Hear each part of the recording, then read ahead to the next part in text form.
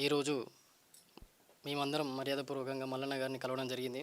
మల్లన్న గారి చేస్తున్న పోరాటానికి మేమందరం ఆకర్షితులమై ఒక్కొక్కరం కూడా ఒక్కొక్క సైనికుడిగా ఈరోజు పనిచేస్తున్నాము. ఈ అగ్రకులాల పెత్తందారి వ్యవస్థలో మేము బలిగాకుండా ఉండడానికి మాకు అండగా నిలిచినటువంటి తిరుమల మల్లన్న గారికి మేము కూడా అండగా నిలవలసిన సమయం వచ్చింది. ఈ బీసీలందరూ కూడా ఈరోజు ఏకమైన పరిస్థితి ఏర్పడుతుంది. మల్లన్న గారి వాయిస్ తోటి ఈరోజు బీసీ నినాదం అనేది బయటకు వచ్చింది బలంగా. మరి ఈరోజు చూసుకున్నట్టయితే ప్రతి ఒక్కరు కూడా బీసీ బీసీ అని అనడానికి కారణం బికాజ్ ఆఫ్ మల్లన్న అనే ఒక వెపన్. ఇప్పుడు బీసీ నినాదంలో మల్లన్న అనేది ఒక వెపన్ అలా తయారైంది. మల్లన్న గారి ఆశయం మేరకు మేము ఈరోజు కూడా పనిచేయడం జరుగుతుంది.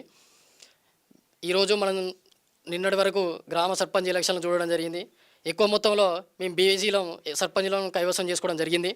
ఇదే అదనుగా ఇదే ఉత్సాహంతో మనం కూడా మండల స్థాయి జిల్లా స్థాయిలో జెడ్పీ చైర్మన్లను కూడా కైవసం చేసుకోవడం జరుగుతుంది. అదేవిధంగా రాబోయే సార్వత్రిక ఎన్నికల్లో టీఆర్పీ విజయకేతనం ఎగురుతుందని మనస్ఫూర్తిగా కోరుకుంటున్నాము. ఈ గ్రామ స్థాయిలో అయితే ఏదైతే ఉత్సాహంతో పనిచేసిలో బీసీలు రాష్ట్ర నాయకత్వాన్ని కూడా బలపరచడానికి అదేవిధంగా పనిచేయాలని నేను మనస్ఫూర్తిగా కోరుకుంటున్నా. ముఖ్యంగా ఈరోజు మనం చూసుకున్నట్టయితే మొన్నటి వరకు ఈశ్వరాచారి హత్య పైన కూడా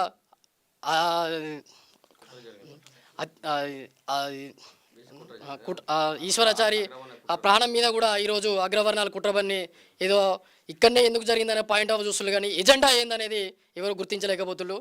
ఒక బీసీ నినాదం బయటకు వస్తే అగ్రకులాలు ఈ బీసీలు చెంచాలుగా మారకండి. బీసీల దృష్టిలో మీరు ద్రోహులుగా మారకండి. నేను ఈ వేదిక నుండి మీ బీసీలందరికీ ఒకటే విన్నపం, మనం ఏదైతే మనం కావాలనుకున్నామో దానికోసం మనం ప్రయత్నిస్తాం.